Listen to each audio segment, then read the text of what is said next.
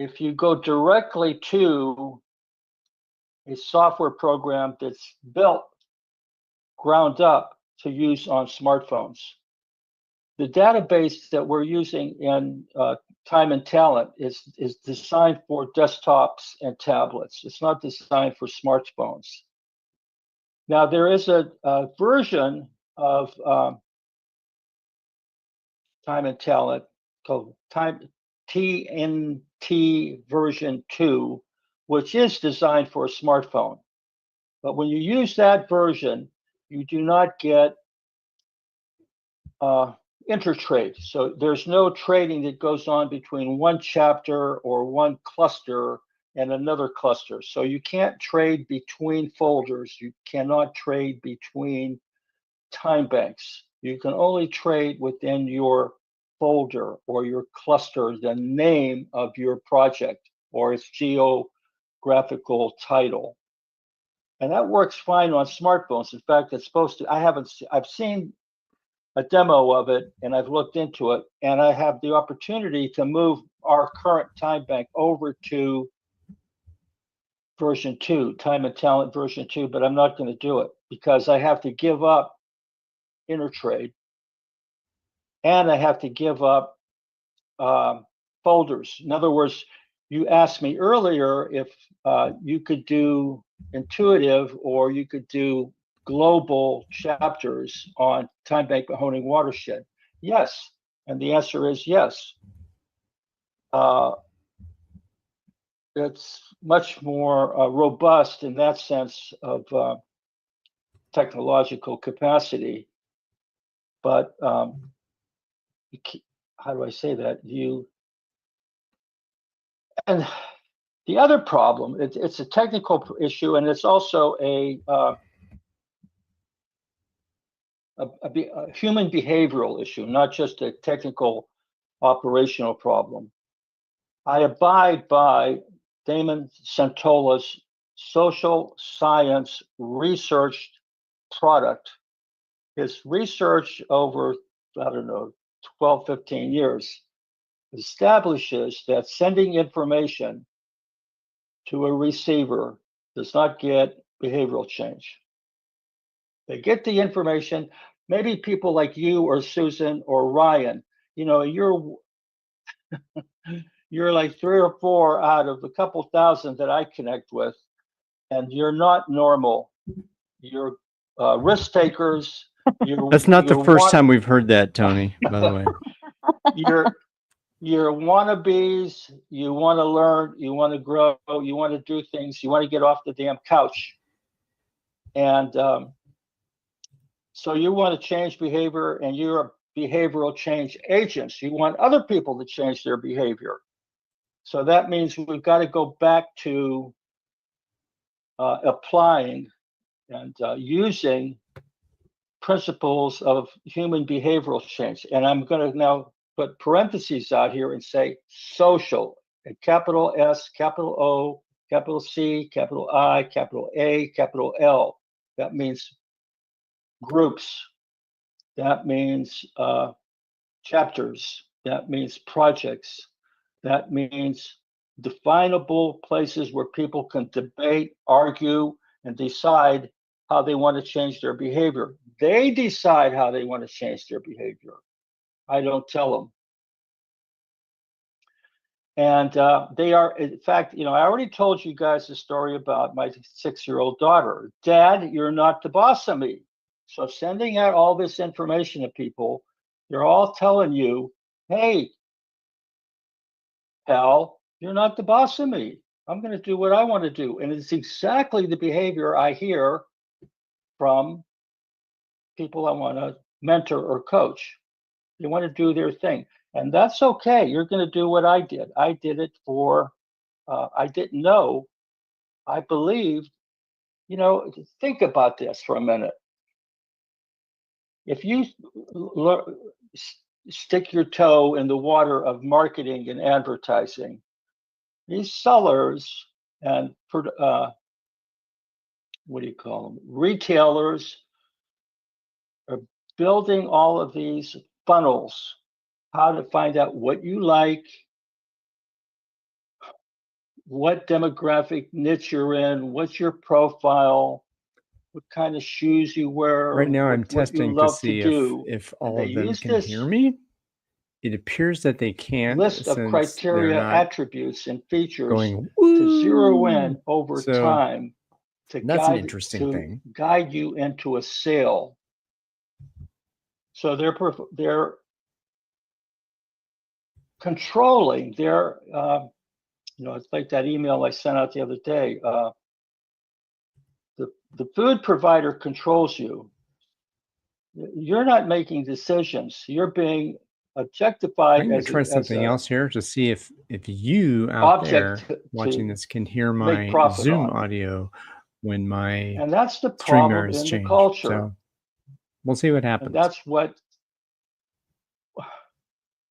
it's very utopian dream I have, is that we need to have examples out here in society where people have agency, where people, and I mentioned this before, the big thing about being in the labor movement is there is no collective solidarity. It's just a damn name out there, and there's no unity. Now, there's a unity when the crisis is really bad, like in Poland, when the Communist Party was oppressing the Polish people, and Lech Walesa was an electrician, and he organized solidarity. But it takes a huge. We're going to have solidarity to deal with our current governmental process, but it's going to have to get real bad to get collective solidarity. But we can have small groups that trust one another, and that's where we need to go, so that they decide how to deal with creating a future for themselves. So I don't know, Megan. I hear you. I want to do whatever I can to help you use the skills that you have and the skills that your peers and your associates and your friends have to make life better for yourselves. No one left behind. That's my mentor's motto. But the mentor's subtitle in that book, No One Left Behind, is that co-production is the imperative. So you are already a member of the Time Bank, and I want to show you how groups work and how intertrading works in this time bank. And then you can decide how you want to go forward. And you ask me the question, you want to go forward in the context of, yeah, go ahead.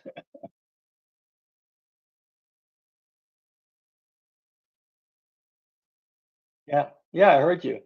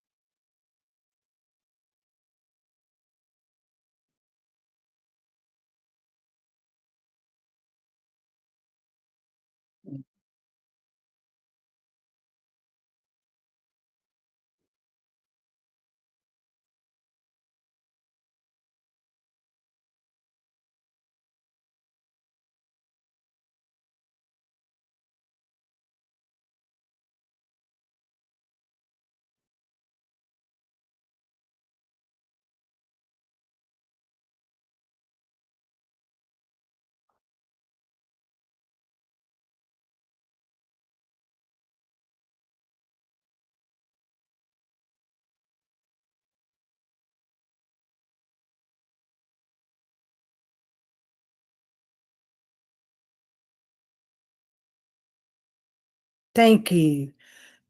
um, um, I do want to hear about the structure of time banking in terms of, yeah, how do people form what they want to trade, and and what you're observing in terms of their their level of resistance, fear.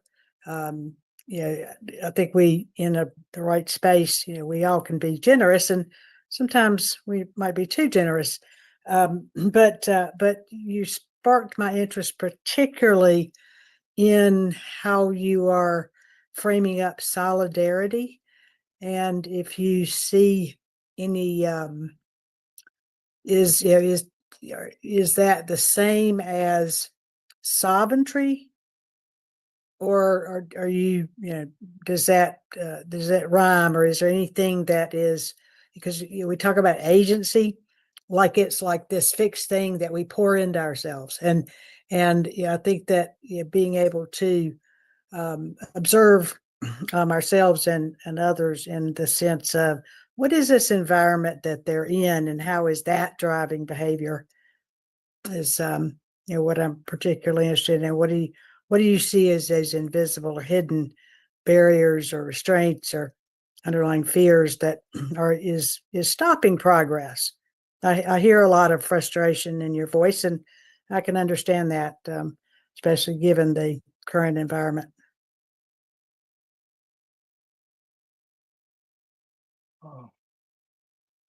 Yeah. Ryan asked me in the uh, in the in the phone call thread. I posted a couple of emails earlier about the summer refresh.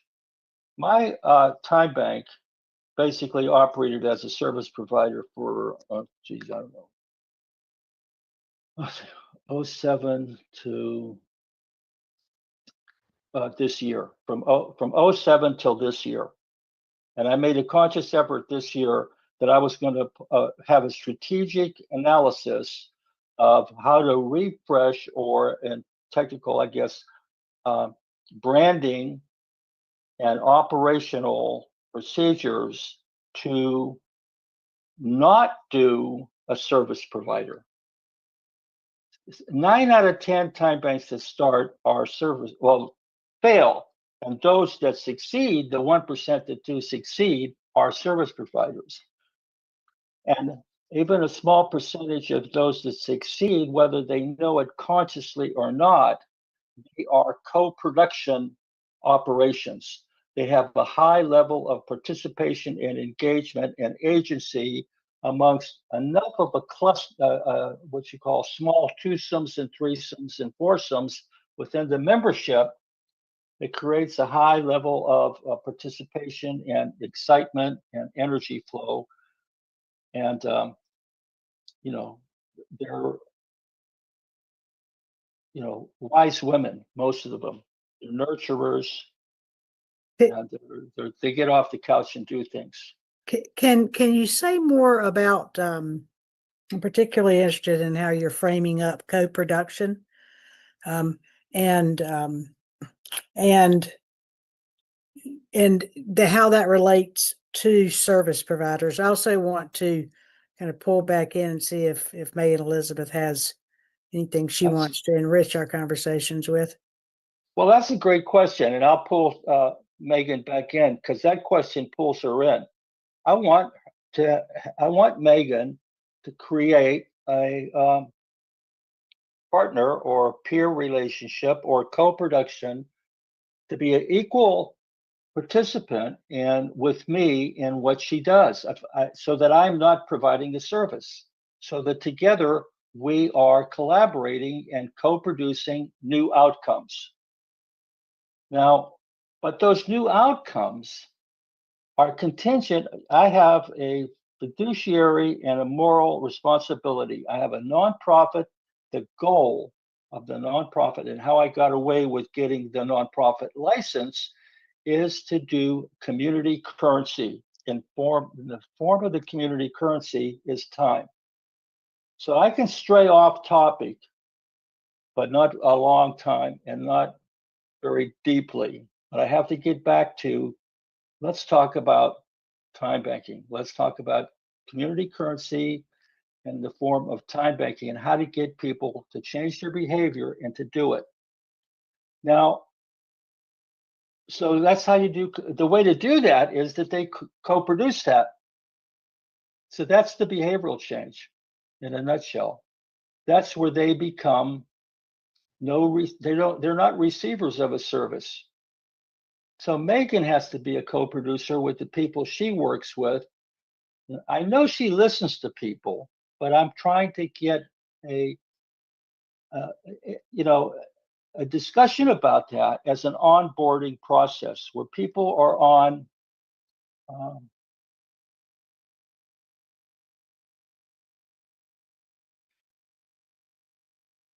um, I guess it's a consciousness to achieve new behaviors that they're not looking at out here to get a grass cut or shown how to do something online, but they're out here in the internet and in their community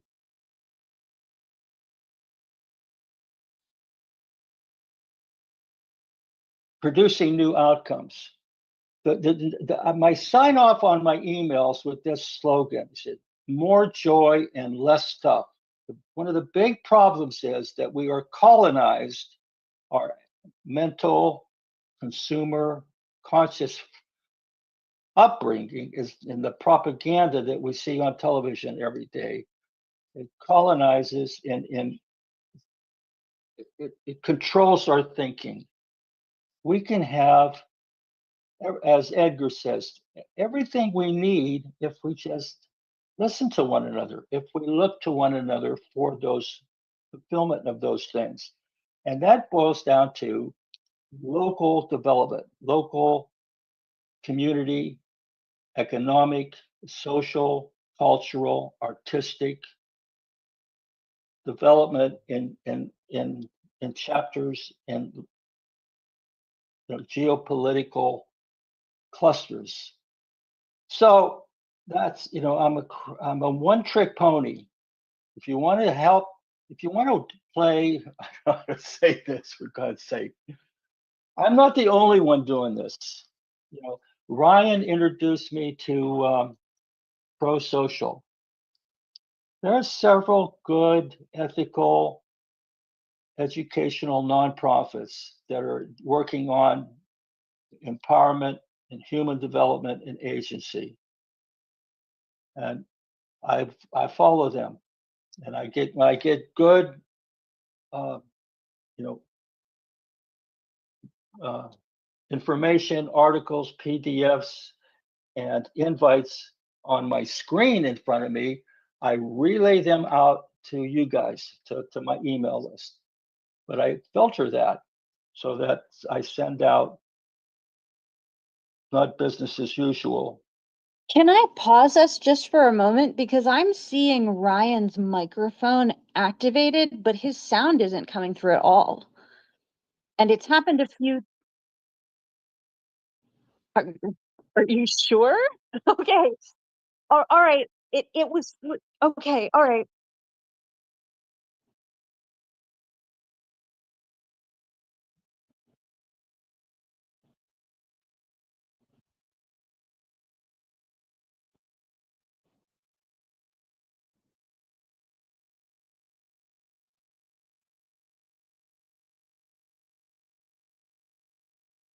Sure, I didn't want to cut Tony off prematurely, but when I kept seeing the screen change and I thought, because Ryan, because you said a little bit ago, you said, no, we wouldn't hear that at all.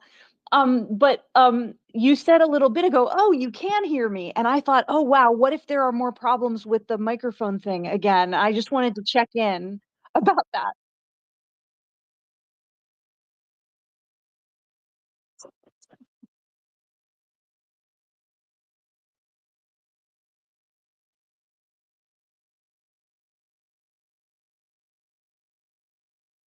And Tony, I didn't want to cut you off there either. Do you want to finish what you were saying before I jump into anything?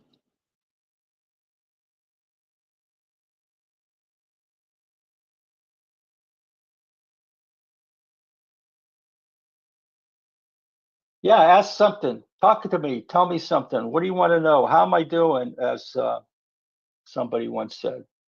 Well, I do want to say that you make a tremendous number of my favorite, most important points in the things that you're sharing. You bring up topic after topic after topic that I have my person inside me is going, yes, like all of a sudden that's a another viable subject of conversation, and there are countless times that's happened just today.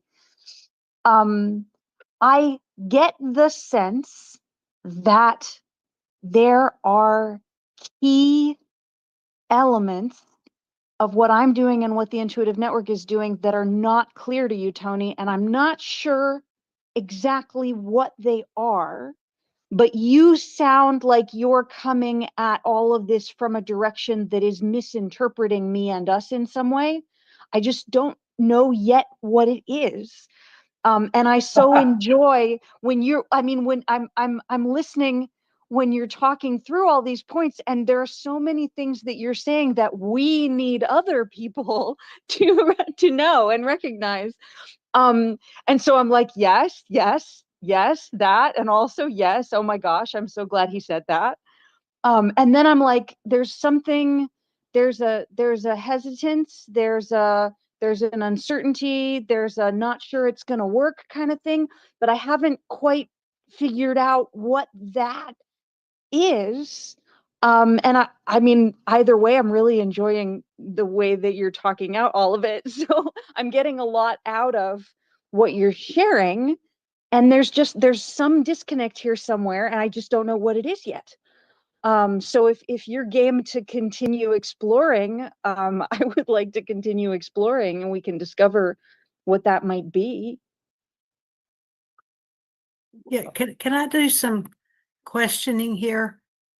That may bring some stuff alive. Sounds good to me. Um, so kind of walking through, the onboarding specifically. And when I ask you these questions, it probably would, what I'm looking for is not an explanation as much as what insights occur from just the question itself, because they'll thread together. So what is it that in one sentence, what do people what are they coming for? What are they, what do they need from this? Whether it be a producer or or a consumer or provider or whatever. Susan, are you asking Tony about time banking or me about the Intuitive Network? Yeah, I'm what I'm looking for is where these converge. Because what I'm kind of trying to get the shape of is what are the expectations when people come into this space. It's anytime people are coming into a new environment, they're coming with preconceived notions. They're coming with with I need, I want, I have, and so, and maybe less so from the Intuitive Network, but with Tony's work specifically, there's always a risk. They're coming, but they're also very aware that they're going to have to be vulnerable in some way, whether it be to share I need or I have. Both of those put us in a very vulnerable position. And so I'm trying to kind of craft and be able to, ideally putting ourselves in their shoes, to walk in their shoes. What are they seeing? What are they experiencing as they're going through this process?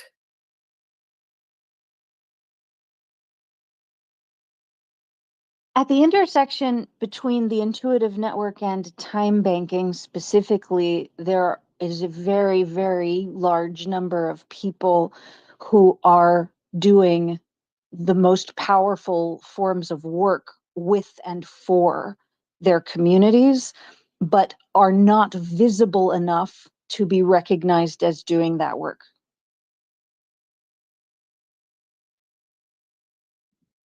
can you say more about visible? What did, I'm interpreting that as, appreciated, but that may be my interpretation.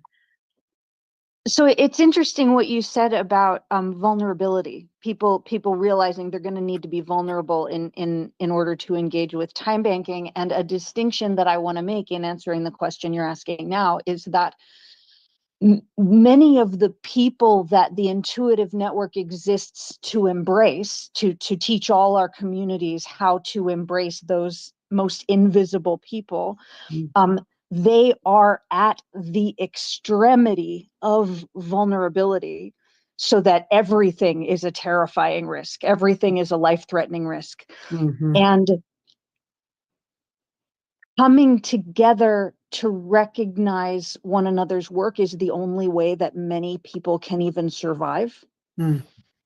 And visibility has a lot to do with what communities consider to be acceptable in the Mm. community, and communities almost across the board. I don't want to say every single one, but almost everywhere we've looked, communities discourage people's honesty about extremity that they're experiencing. And so that extremity goes underground. People are still experiencing extremity.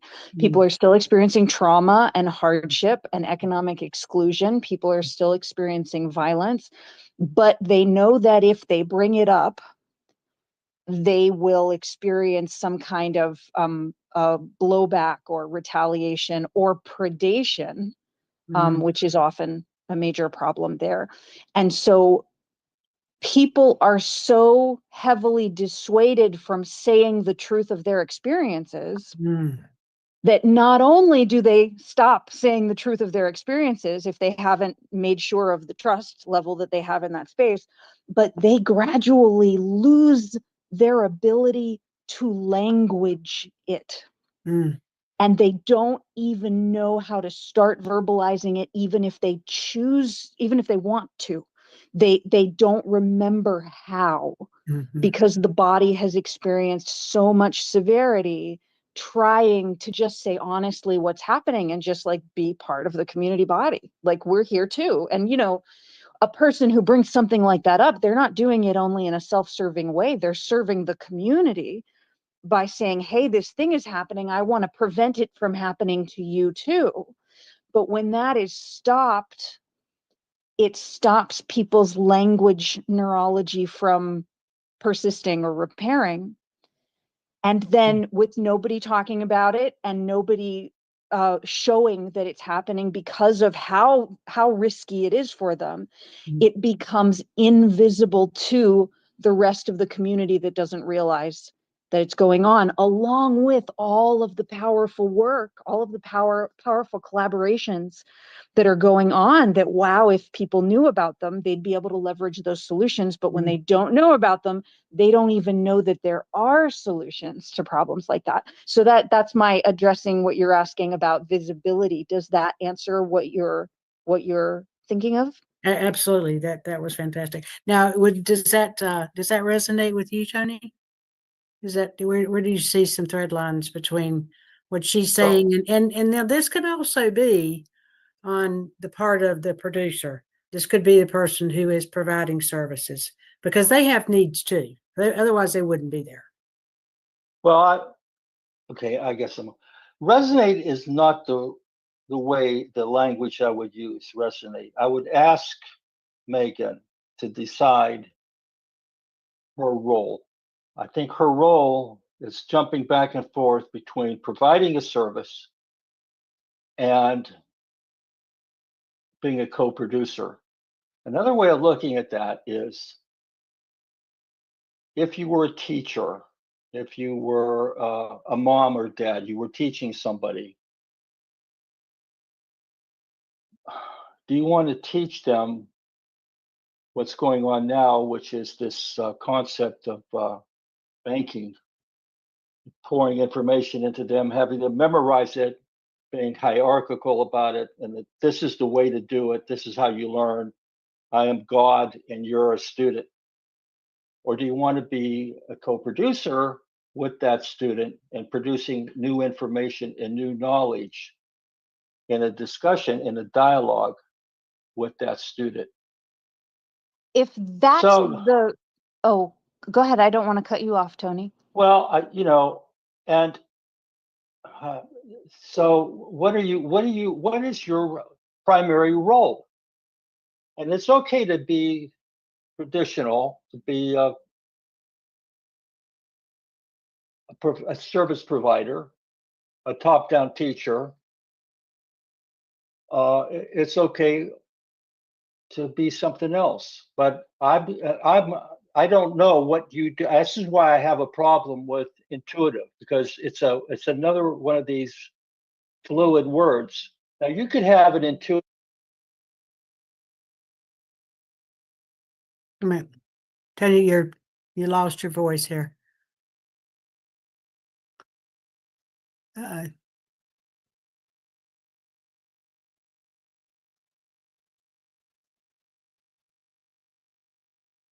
Okay. You don't hear me. Okay. You're back. I'm sorry. What's going on? Oh, Oh, that works. then my microphone was off, and that's interesting. Something happened. Technology is a grand adventure. I can answer the question that Tony was asking. And I think it's important because if what Tony just described, if that's the key distinction between what is a co-production and what is a service provider, we're co-production all the time. In fact, that definition of service provider is lethally dangerous to many of the people in the Intuitive Network. Say more. When someone is coming to deliver one-way assistance or one-way information without deeply listening to and being in fully attuned relationship with Mm-hmm. the person that they are serving, I'm using that word very cautiously, Mm-hmm. then the person being served can be terribly harmed, and often is. Yep. Teaching, mentorship, many kinds of services being provided are actually doing a tremendous amount of harm. And because there is not a true attuned relationship, ooh, I'm having an echo. Ryan, maybe your microphone is producing an echo, possibly.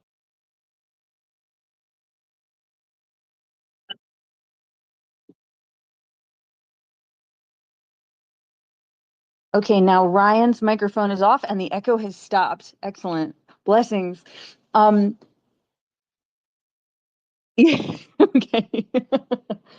A major reason the Intuitive Network had to exist in some way is because so many of those invisible people that we were talking about, Susan, are not able to communicate what's really happening for them when they receive a service, or they are taught by a teacher, or Yeah. instructed by a professional.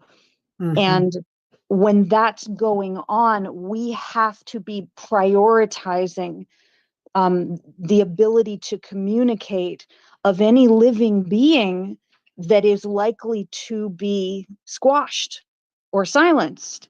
We have to really be listening. We have to be strengthening ourselves and one another so that everyone can be their truest self, so that anybody in any relationship is being supported to be their truest self and and emerge in the way that is most right for them. It's the only way that we can operate if we want our colleagues to survive and recover and be able to be part of the community.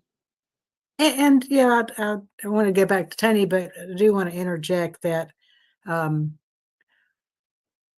think that is how we approach that in terms of respecting each other's dignity and respecting each other's affordances is a societal problem. It's not just people who are vulnerable. It's the people who actually think that they're doing good in the world.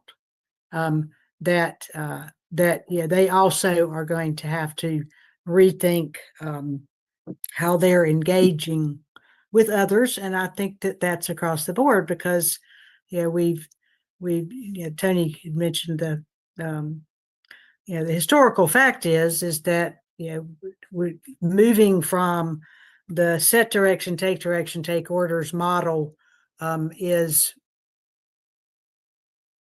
if we're not in sync with each other, we keep bumping into each other because somebody thinks that they are empowered to set the direction and impose what is good for the world because when we really start to understand affordances, it becomes really apparent that there are people out there who are doing a tremendous amount of harm in the name of good. Yeah, they because they know better than everybody else, then they should be able to manipulate the situation. So so that I'm kind of honing in on that. It's what I'm listening for from both of you in terms of how do we first empower the people to be able to to put up a defense against being manipulated, and that actually is happening at the nervous system level, not necessarily the language level.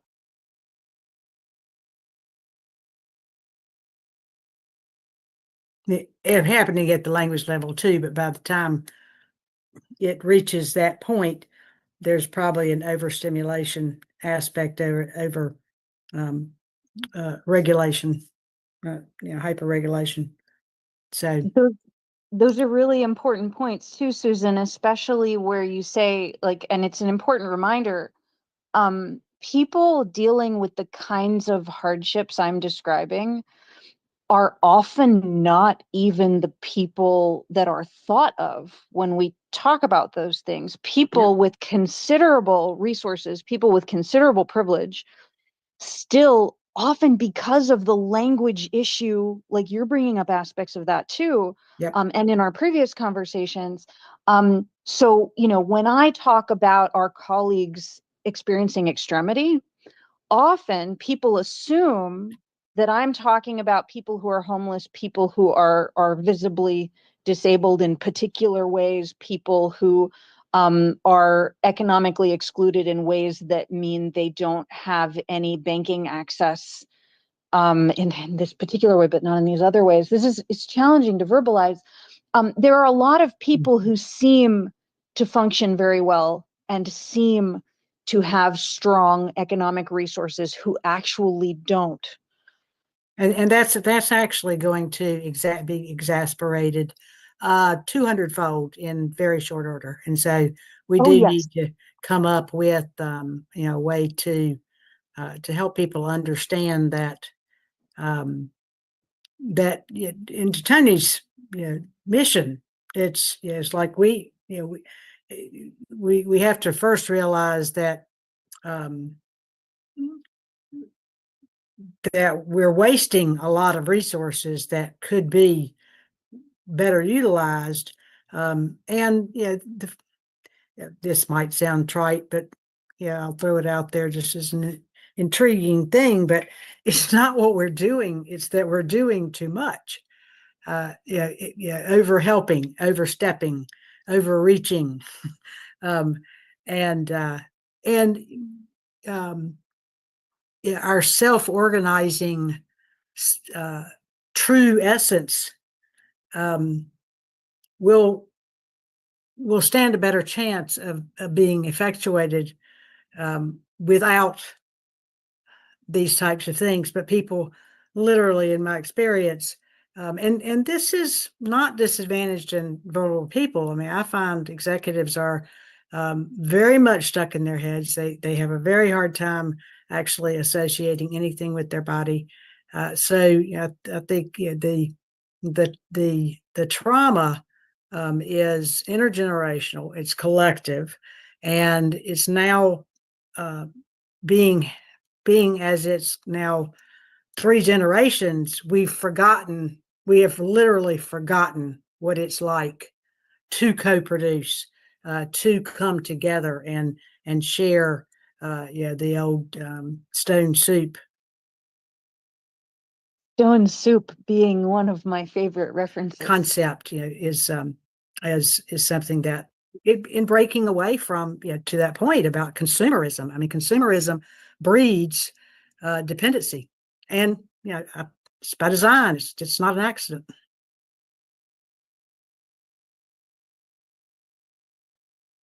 So, Tony, does that? There was a slowdown a minute ago. I'm wondering if you can hear me right now, Susan. I can. Okay, you can. Okay, good. There was some kind of internet glitch that I had a minute ago, and maybe it's stopped now. I'm the only one I can see. Oh, there you go. I'm here. I'm Okay. listening. I'm just listening. That's all. I'm listening. See, the problem, I don't know. I'm trying to focus. How do I focus up? We could take the onboarding track and try to focus on bringing people into a new consciousness, teaching people that what society needs now is a paradigm shift in the way we talk to one another, we relate to one another, and that's a whole universe of nouns and verbs and languages and practices to develop a onboarding educational way in practice to get behavioral change towards a new consciousness, to be a change agent and to be a co-producer with others in that effort. That's one thing. That getting back to what I mentioned earlier, my summer refresh, that's one of the issues that my website doesn't deal with that. And I'm struggling with actually myself a lot because I'm not a writer, but trying to teach myself how to do artificial intelligence so that I can incorporate into my website the language that I just talked about, onboarding.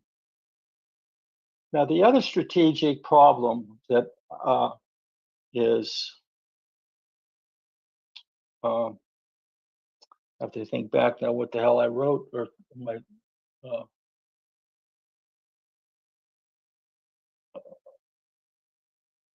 it's the idea on using community currency and focusing on not time banking, but on what people do with their community currency. They have energy, they have resources, they have talents, they have all of these things. So let's forget about trying to get them upskilled or onboarded to some effort. Just challenge, as Megan does, in sense. It's a gentle challenge that things. Let's use what you know. As it's been quoted, we have what we need if we use what we have. Everybody on my street has what do they call it, a weed whacker. Everybody on my street has a lawnmower. In terms of male ideas, why do I have to buy all of this stuff? Why can't we collaborate and save money and have a tool shed where we can share the weed whacker and the lawnmower and save expenses and get along? Why do we have to have the industry they're just making money on us? Why can't we objectify this and beat them at their own damn game? That's what I'm saying. And we can beat them at their own game if we try. So local development and, using, if you want to call it love, energy, time, wisdom, use those things to take care and love one another. As Edgar Kahn says in one of his speeches, we've had 10 commandments and we have 100 different kinds of religion, and we're still fighting with one another and we're not loving one another. So let's get I'm old enough now. I don't care. I don't feel ridiculous to say I love people anymore. When I was younger, I would never say that. Christ, I'm a man. I don't love people, but now I do. So how am I doing? Am I making any sense here? And yeah. So this is about being ethical and values driven operation. Oh.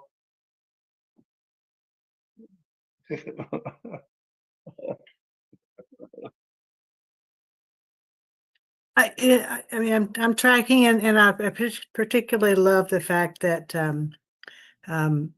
this is about how we express love, and yeah, I think that kind of speaks back to that. It's been reduced down to a consumption. I mean, people love their food. They love, in other words, I love a movie. I mean, really experiencing deep love.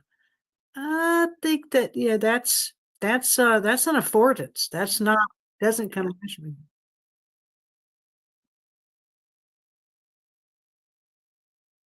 Yeah.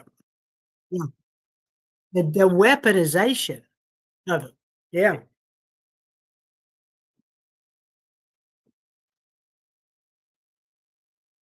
Yeah. Yeah. Dim resolution. I love that.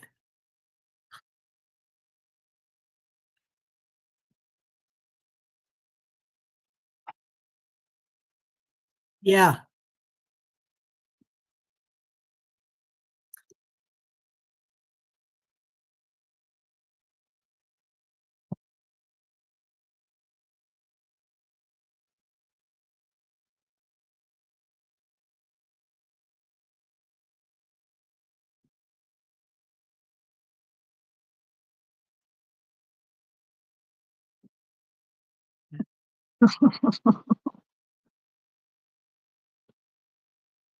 Yeah.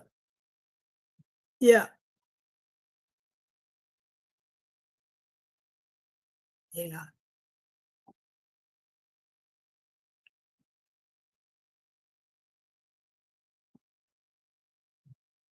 Yeah.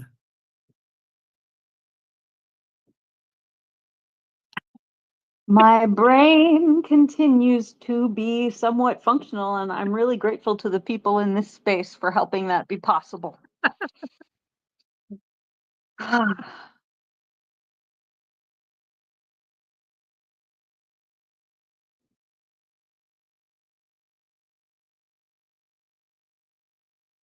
I, I. There's so much.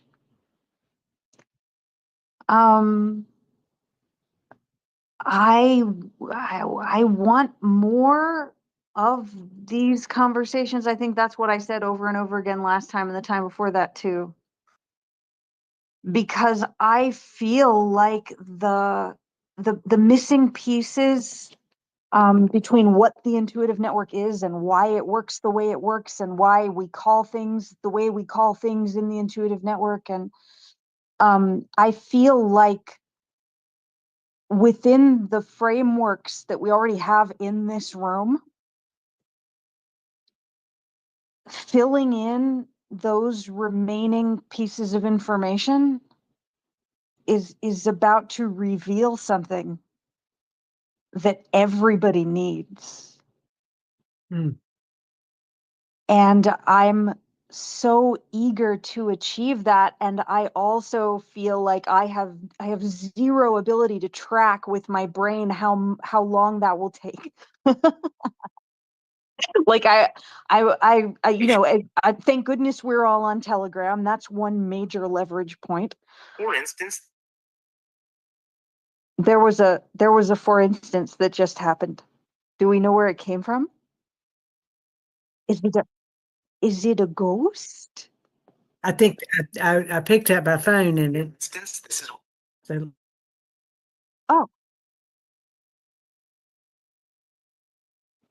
no, I turned off your YouTube.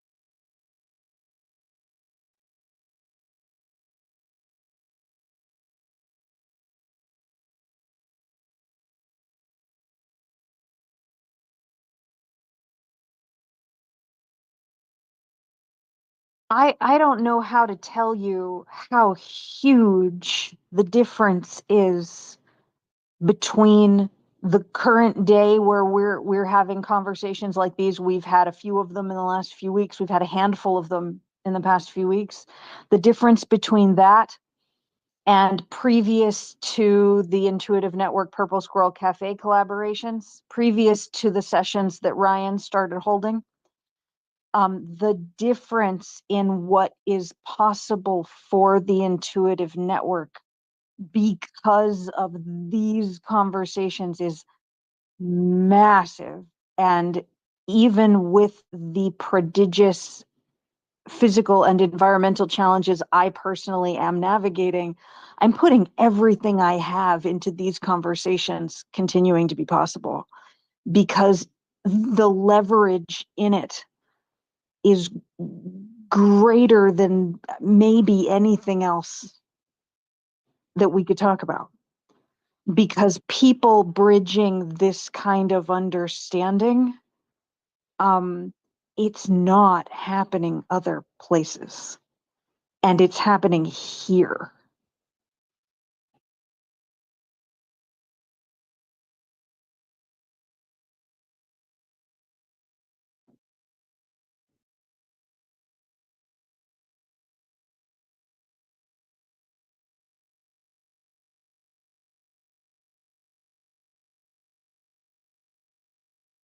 I think we need to be careful with those phrases too, because service provider for one phrase definitely has a bunch of different meanings that we're contending with.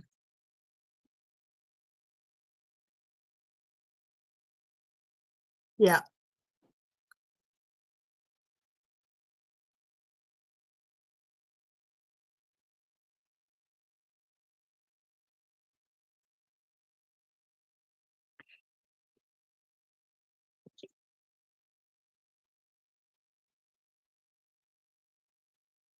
well, and I'm gonna tease out what you just said in terms of baggage.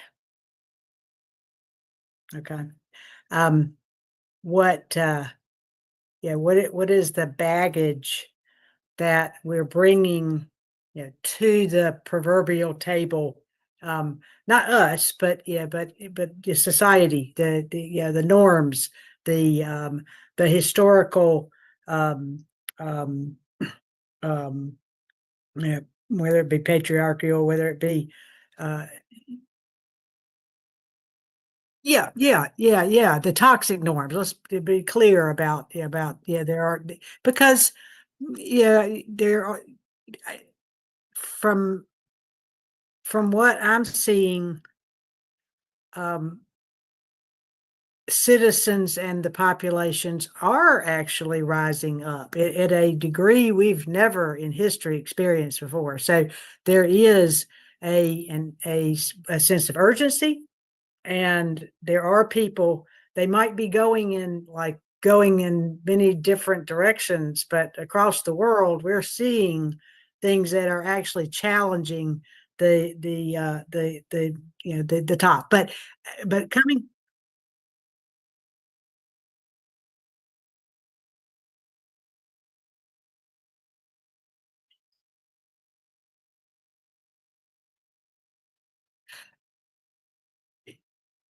yeah, there's a lot of protests going on, and but I think to what we're pointing at is the difference between protesting. Okay, like I'm going to get up Friday morning and I'm going to go to a protest. That can default easily to I did my work, I did my job, I went to a protest versus a resistance, versus an all-out coordinated resistance. But I do want to kind of hone in on one, the point about the baggage, because baggage means that you own something, you're bringing something in, and where when we talk about affordances, and I do think, guys, that if we will bring affordances into the picture, then it starts lighting things up, because affordances are not, I don't own an affordance. Nobody owns affordances. They are not capabilities. They are not entitlements. They are not rules. They emerge from the environment when we are able to couple our capabilities together. So, okay.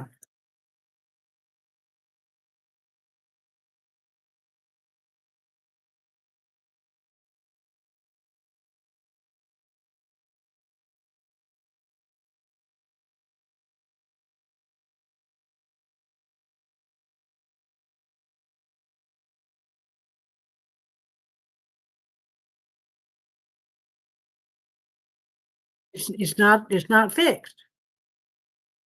Yeah.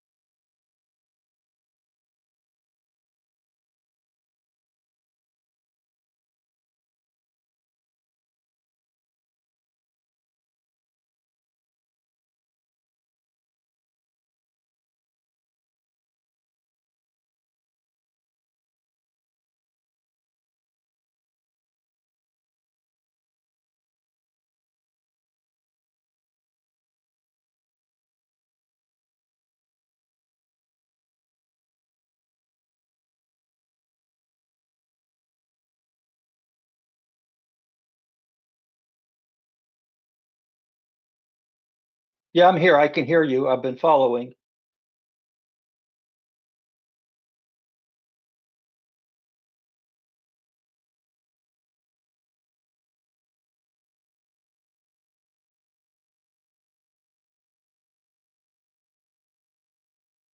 Oh, well, it's an art. It's this It's turf war. I don't want to be about turf war. And I think one of my peers, mentors, Jeff Thomas, I think towards the end of his life, he did this paper and study about lifelong learning, which you go forward in time and you don't talk about solving a problem. You go and teach one another the things that you've learned through your life as adult educating adults. And I mentioned this the other day. For thousands of years, this is the way villages and communities operated. They didn't have universities and government lording over them. They survived by collaborating together in small groups around the campfire, around the town that night or that day or that weekend. And so, and it's people are learning from one another. It's not rocket science here, but that means you have to listen, you have to take time out to teach and to practice, to co-produce together. Do you want to do that? That's just, and Megan can, it's an open question, whatever you want. Your development on your life and your cultural environment, the bubble, the education, politics, whatever around you is going to affect what you do. And so you guys are, I said, risk takers, but I think what you need to be is change agents in society to look for opportunities to create other change agents. We need a movement. I don't know how to explain it.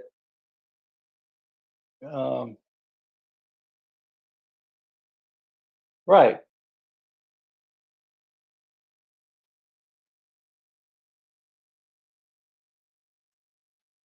Right. And if whatever the problem is, there's so much work that needs to be done. If it's in Megan's sphere of concern, which he calls intuitive, or I don't know. I think this, right. Do your thing. Yeah. But Encompass the, that's fine. That's what I'm saying. Everybody I needs don't to get understand the up, question. do your thing. You can do a Well, Ryan, you were asking me a question, but I don't really understand how to answer the question. And then my technical glitch happened again, and y'all suddenly slowed down, and then you suddenly speed up, and I didn't know if you heard me or not.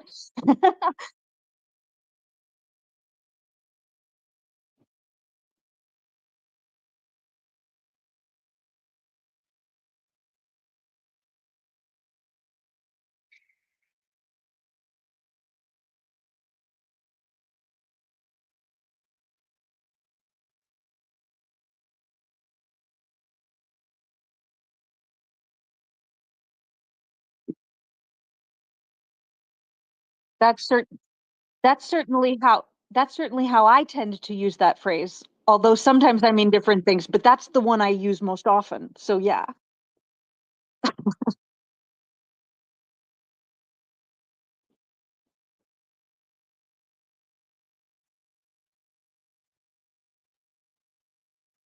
Yes.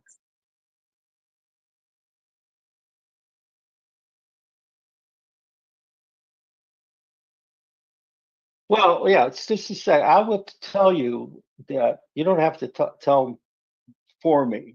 I can do it. So can I interject something? Okay. So Yeah. here's what would ground this for me. Tony, Yeah. I'm take me listening. through what a successful co-production looks like. From the time I meet to the time I am successful in this co-production event? Well, any goal where people are collaborating together to achieve the outcome is co-production in my mind. Co-production, where it needs to be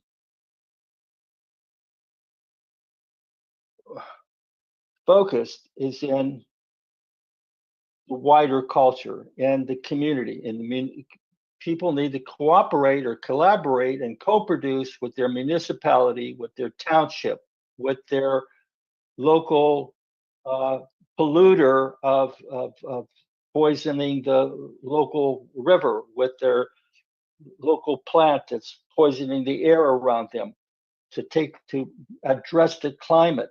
We get on the situation of, I mentioned it again, but I really haven't explored it as an academic exercise, but it's about turf wars, it's about siloing, and that there's conflict. Well, you can't, we don't collaborate because we have these silos. We're in this turf of our, here's the personal problem, is that we're propagandized to be owners and managers of what we do. As Margaret Wheatley says, people will only support or get behind what they create, what they want to do. It's like that story about my daughter again. How do you overcome this turf of owning what you do? My God, you can't tell me, and even if you teach me, no, we don't understand human development, human cooperation, and this idea of an ecological reality of social nouns and verbs that we've created that oppresses us because we buy into it, because we were brought up to do that. How do you get out of that? So give me an example, Tony. I want to hear. Yeah, I am An example. obsessed with First example. How do you do that? Yeah, how do you do it? How do you start? So, give me an example of one event, one particular co-production. It doesn't have to be an event, but what emerged?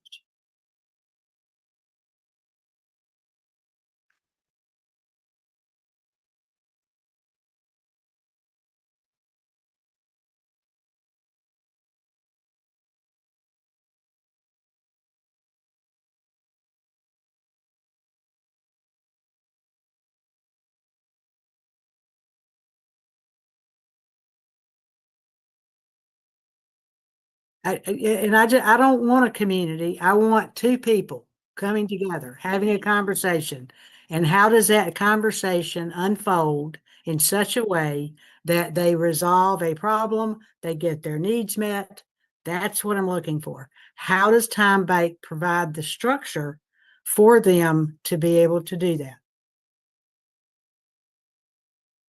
Well, there's all kinds of cases, needs, and opportunities. So, whatever twosome it is, it's a stepping stone towards resolving that. So, if I need something and you can do that, so that's the case. And so it's just fruitless to talk about what that in that narrow way. We can't approach that in a narrow way.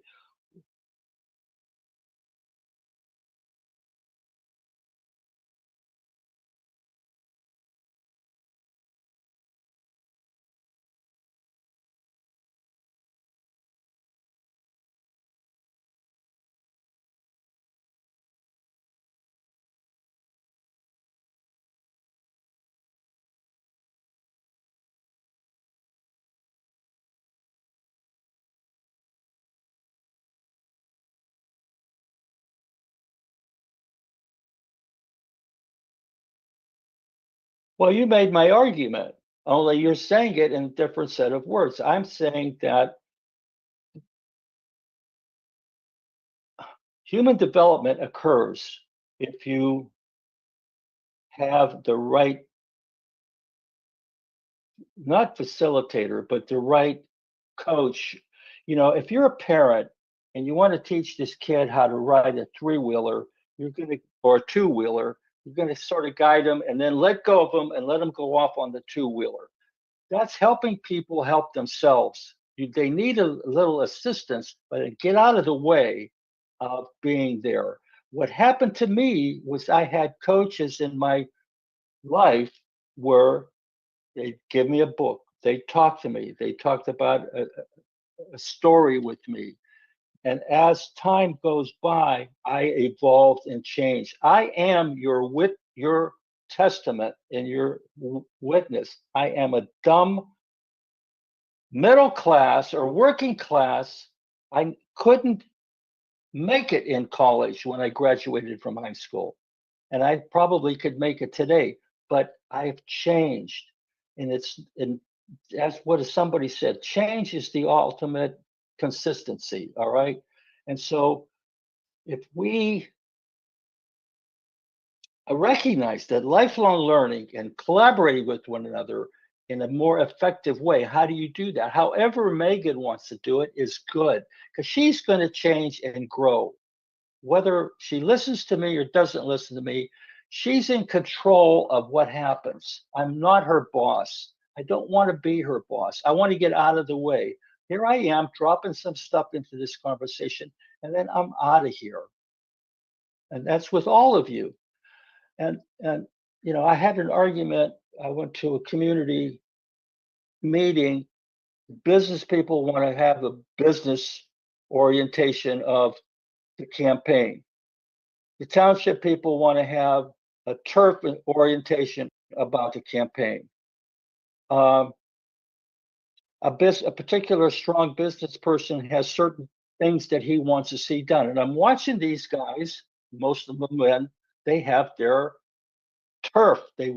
I got to be somebody when I leave this meeting to take to my boss. I got to show progress and make my mark and raise some money, whatever it is. And so we're not really collaborating. We're in there warring, warring, over our needs. And we don't understand that everybody can have a win.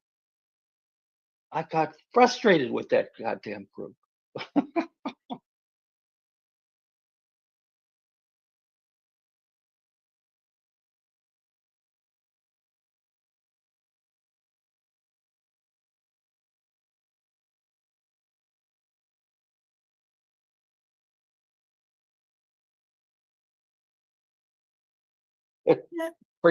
Don't blame. It's the blame thing is the problem. Yeah, that I agree. I agree. Yeah. Let's look at it as an evolution. In other words, we need an evolution in how people come together and collaborate, because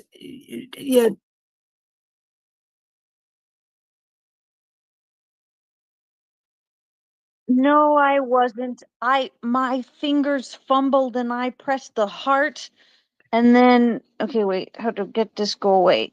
Did it go away? Were you able to hear me just now? yeah. Okay. I apologize. I meant the heart, but then I tried to turn the heart off so it wouldn't distract other people, and then it made a no, and that's not what I wanted. Yeah. So I'll throw this up.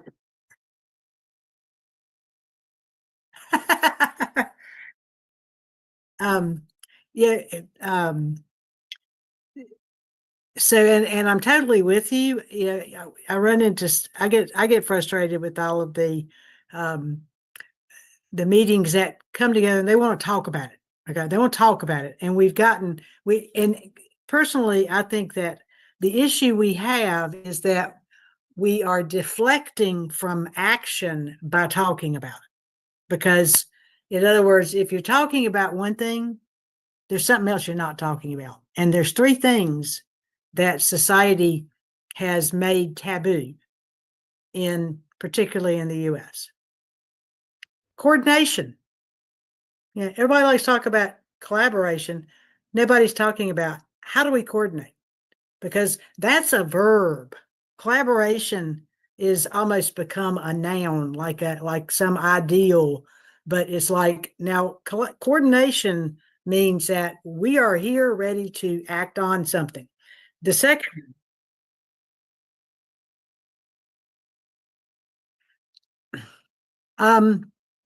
collaboration has become this ideal, like freedom.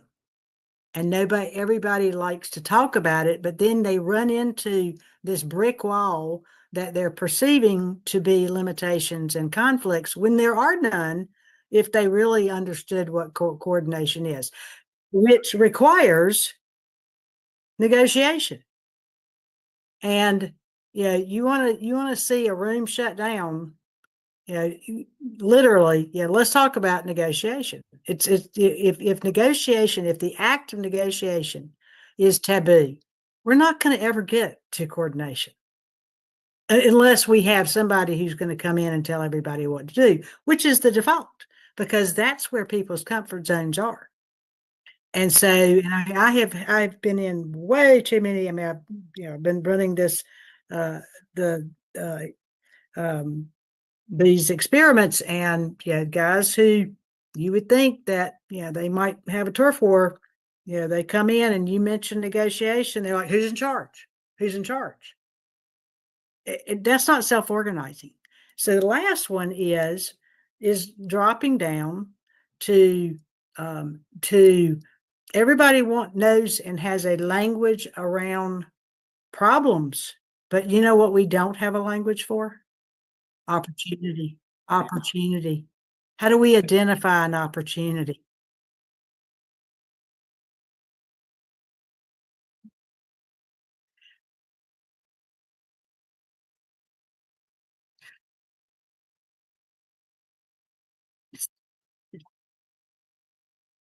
Yeah, yeah. And so what our education, I just recently kind of been able to hone in on, and this it relates to the document I shared with you guys, is that people are, and this also ties back to the difference between an ontology and a ideology, which if we just look at all as a justification system, it becomes very clear. But how do we um, how do we rise above the syntax? Because we're taught in syntax, we're not talking. We it's very difficult for people to scale the ladders of abstraction, and reach that semantic level where we're making meaning together. So we drop down into a performative, let's all come together and we can talk and trade words.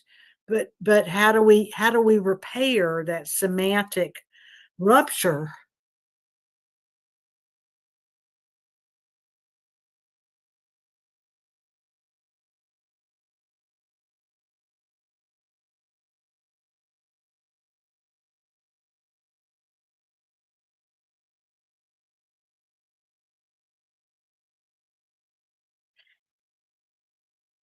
So what I'm kind of pointing at, and what I'm trying to tease out of both Tony and Elizabeth is and this kind of goes back to Christopher Alexander and architecture, of the fact that that if you can get to the fractal level, okay, and identify that the problem contains the solution, but that means you have to pull and understand the difference between symptoms and the core problem.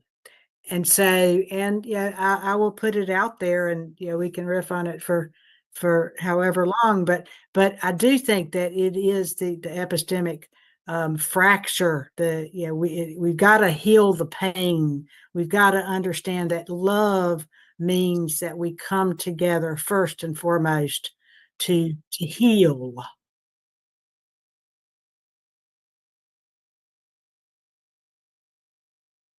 Well, I have an example that hits on Susan's target, what she's talking about.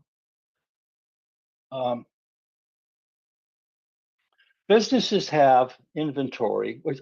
Think about the American Airlines model of frequent flyer miles. So they have this inventory, these planes. They've invested in them. They're paying their upkeep, and they're got to use them and fill up the seats to make revenue. So they figured out a way that on slow days, I can fill up those seats if I tell people, if you're a regular flyer, I don't know the details, but basically you have an opportunity, as Susan said, and there are co-producing with low-income people or people that don't fly much or people that fly a lot, whether it's right or wrong, they're collaborating with the customer in a way that there's some wins going on here. Now we can take that model to the neighborhood right here where you live and say, here's a business that's got all these expenses and they got having a hard time making ends meet. There's a whole audience of members out there in the community, as Megan is talking about, that have skills, that have assets, that have talents, that do, I don't know what to say, that are being wasted, that do nothing with them. They're on the couch, or they're volunteers in the social service sector for a nonprofit, for the hospital, for their township.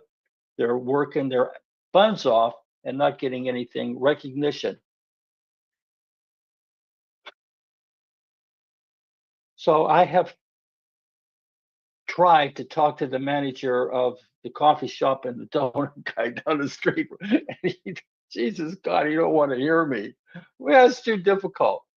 All you got to do is provide a way to get rid of your stale donuts, or a way to, what's the other thing? Give a discount to a hamburger to people that do volunteer work in the community, to kids that are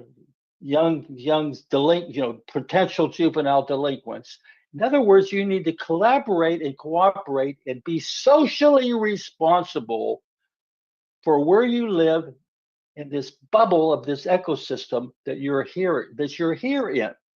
Not just about making money, but be broad-minded. How do I put that? Be loving and giving a little bit more, and you will actually get the respect of the community. You're going to get more customers. You're going to move your inventory, but you got to think out of the box. God damn it! Yeah.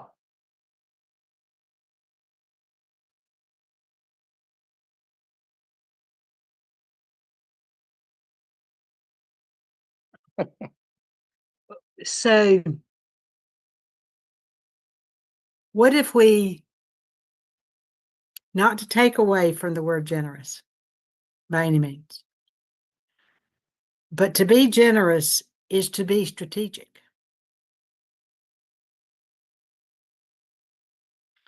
Well, if I'm talking to the business owner, if I'm sitting in the shoes of the business owner, and you said, you were asking me to do these things, and deep down I knew I wasn't, then all that's going to come up is guilt, and I'm going to resist, because now it's become a projection on my own identity. That's right.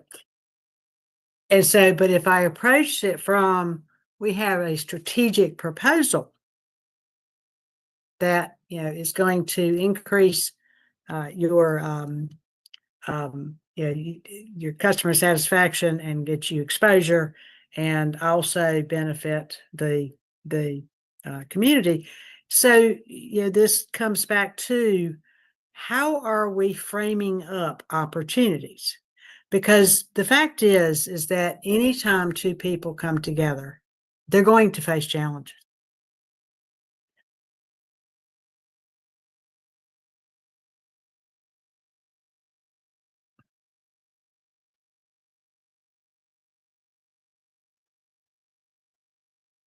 Mhm.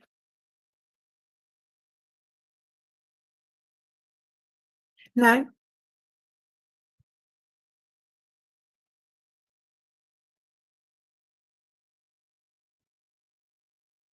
well, there, there is no sovereignty without sovereignty. In other words, if that without sovereign being solvent. Okay, so exactly. And so if I'm a business owner and all I can think about and all I'm losing sleep about is the fact that I can't make my tax payroll, I'm sorry, whatever you tell me about being generous is going to go right over my head. I'm angry, I'm mad, and I'm looking for solutions. And so, yes, and yeah, and so and so I'm not using the word in terms um, of being manipulated. I am saying that it does take um, being able to understand what the structure is and being able to apply a strategy takes actually, yeah, but more than your default heuristic. Uh, yeah. Um, well, I mean, in other words, it takes strategy to be generous. It requires a strategy to be generous. Somebody out here who is just being generous all over the place, they're going to run out of their own capacity.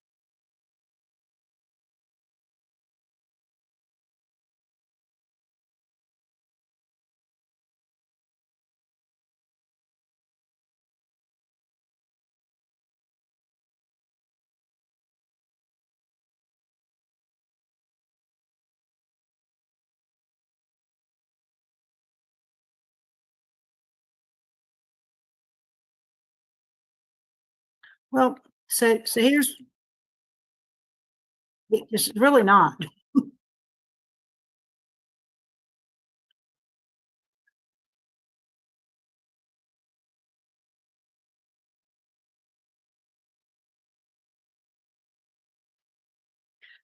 And I don't want to bring Tanya back in because the where I'm going to pointing at is back at the training, okay, um, and I differentiate between training and teaching. Now, teaching is a broad term, but well, if you can understand, you would have to have a conversation about conditioning, which a lot of the school, yeah, is. So we won't go there. But in other words, we don't appreciate the fact the power of modeling, for one, is teaching, but and teaching people that. Uh, yeah, well, we talked about this here before, is that because of we talk about change, let's talk about causal models, because that is underneath all of our expectations is our causal models. What causes A to causes B? And if that's different, we can talk about change all day long, and we're going to run smack dab into conflicting causal models. Um,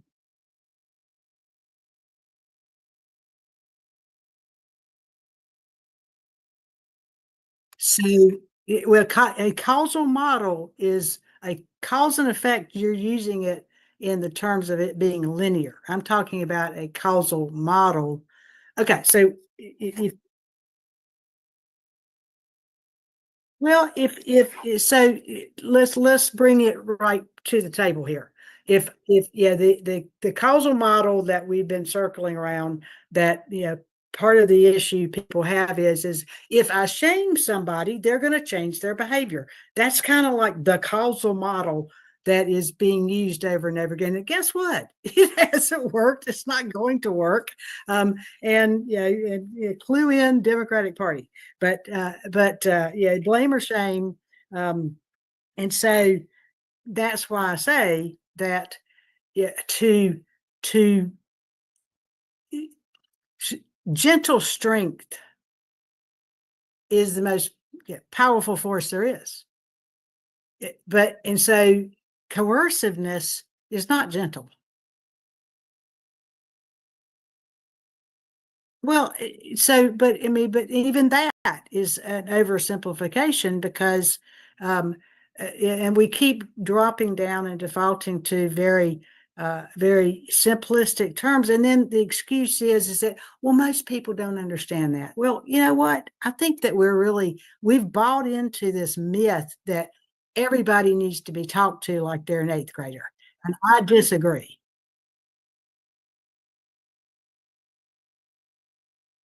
It's like, I'm the smartest one in the room, so I can talk down to people.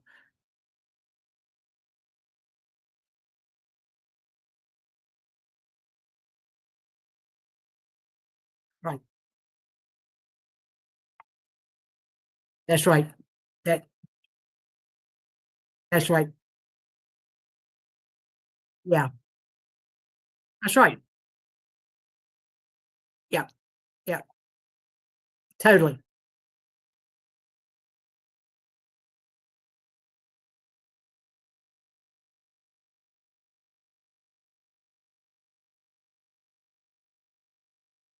More.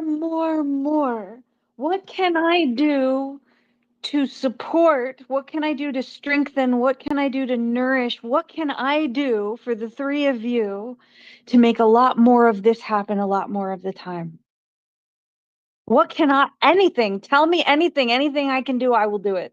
There's a lot I cannot do, but I will do anything that I can do to support more of this.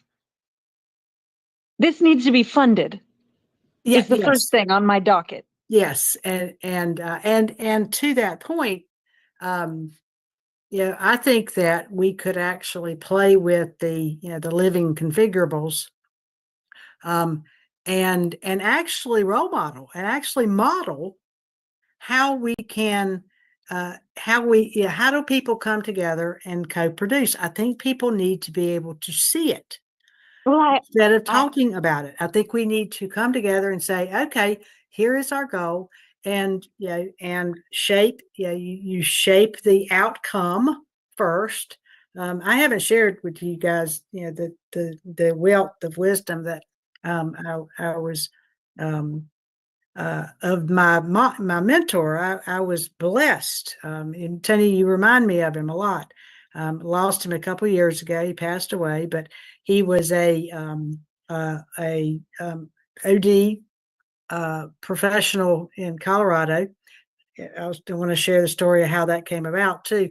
But he had done 100 M&A. Gene Morton, and he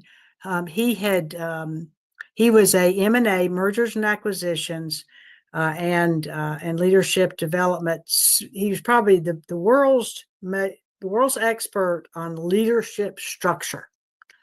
But and so I'll bring his material back in, but I'll say that how that opportunity occurred is I was in the OD space going through this, and as a business owner, I could look at this stuff and go, this is bullshit. This is not working.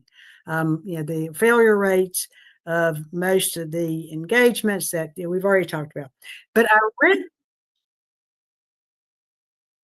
change management. Every industry has the same failure rates that are just ridiculous. There's like nobody wants to talk about the fact that what we're doing is failing 80% of the time. But I read a post of Gene's on LinkedIn, and I reached out to him and I said, if you will teach me your process, then I will share X numbers of dollars of whatever revenue I bring in.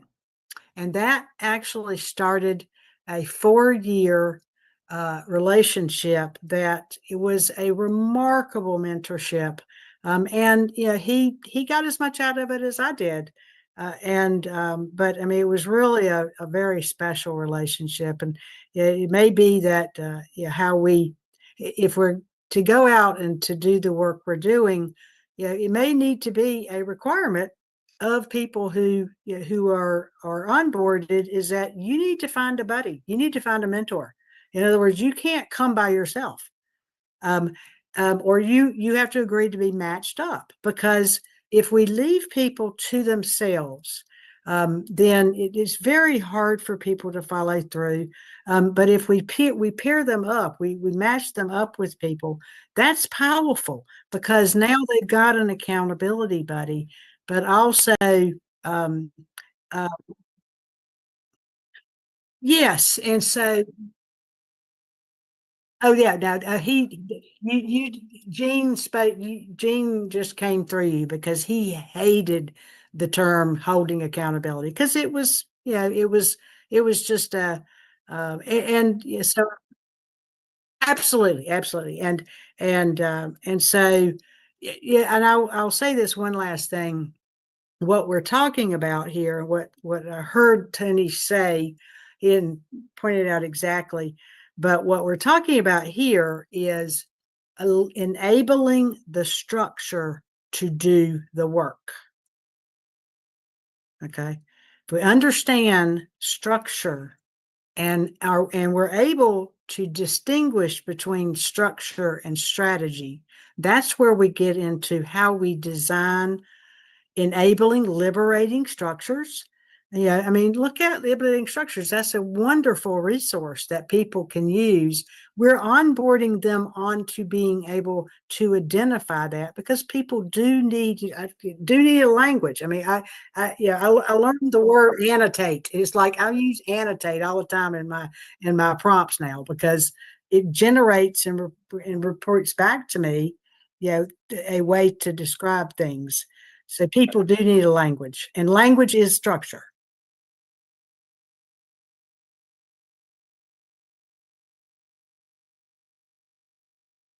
Yeah, it is. It is because it's not. It's in the nervous system. Okay, it's in our collective. It's in our collective mind. So language.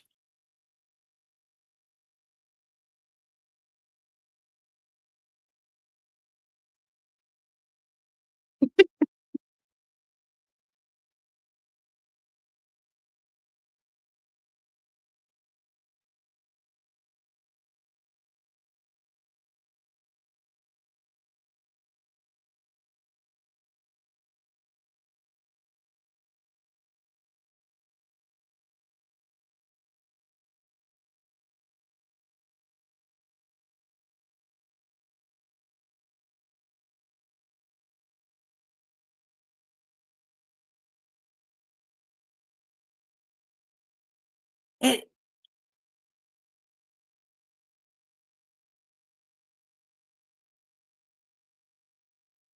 yeah,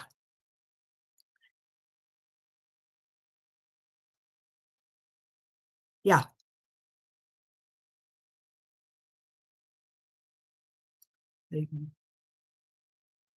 How do we repair the fracture? And that's what you're pointing at.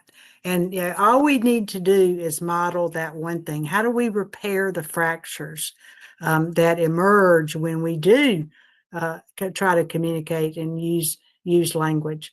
Yeah, that is that fractal piece, and that was that the Google Doc that I shared with you is some beautiful language. But understanding coherence, which is a very abstract term, but it's something that I think we can track, and speak to the integrity of the dialogue, because that's what integrity requires is the ability to attune, attend, atone.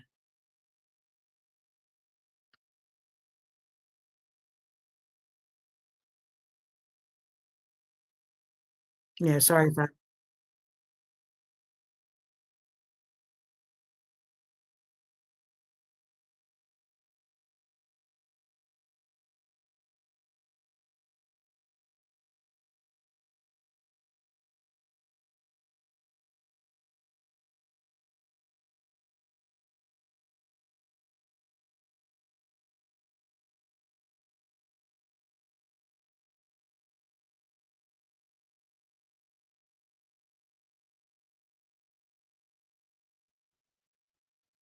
Lots of gifts. Too many gifts. You're not supposed to pick. Yeah, well, you're that good at math. You pick one, but you're not in my brain. And I got at least a dozen. I I'm really grateful to all of you here. Ryan, I will say that you have given a gift today that you've been doing this. I mean, like all the things I say, like I've said this to all of you, and I kind of have the same things, I guess. But Ryan, when you're working to make this tech function, especially where we've been trying to figure out how we can have a group conversation on Zoom that gets broadcast publicly, that's really high leverage, especially for conversations just like these. When we're talking about the most severely affected people in the intuitive network and how on earth can they and their concerns be visible? Can they and their strengths and their proficiencies and their gifts be visible for the community to recognize and for the community to receive? Being able to broadcast publicly the Zoom conversations, which I know we haven't quite we figured out something. We're not quite there, but I see you working on it. I see you working on it, and that it's just massive. So I'm supposed to stop now.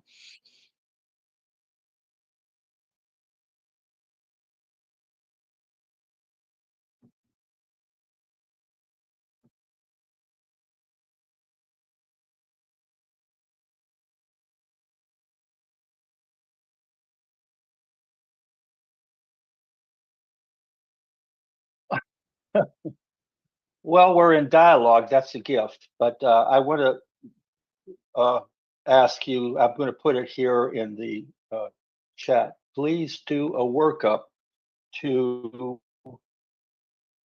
a, oops, a lean, Lean canvas.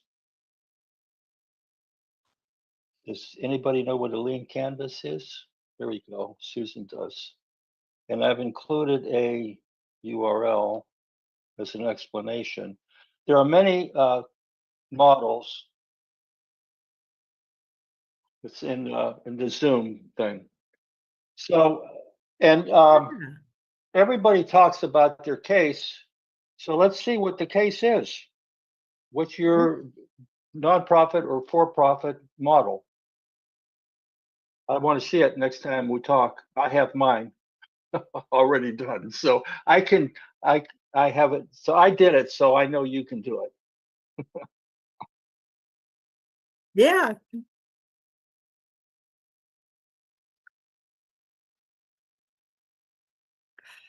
Um, well, it was, the gift was, not being shamed for talking too much. So I appreciate it. And I appreciate the guardrails, the gentle guardrails. No, but yeah, and so and I love the challenge, Tony. I love that. Yeah, let's put it, let's put it down, because that's the first start of coordination. So, and I love you guys. I love you guys too. Okay.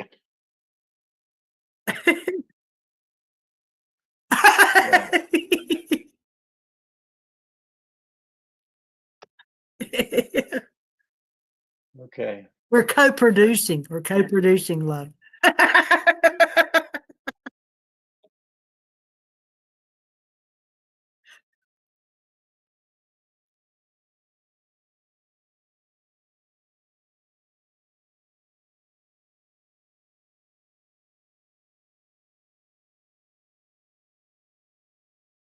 Let's see. I got to go